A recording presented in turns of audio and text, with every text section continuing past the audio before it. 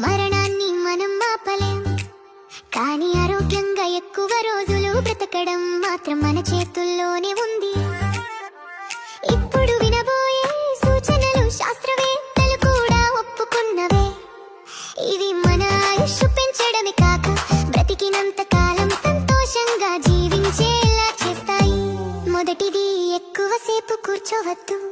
రోజంతా కూర్చోవడం శరీరానికి హానికరం. ఉద్యోగం అయినా మధ్యలో లేచి కొంచెం నడవడం తప్పనిసరి. రెండవది, కడుపు 80% నిండగానే తినడం ఆపండి.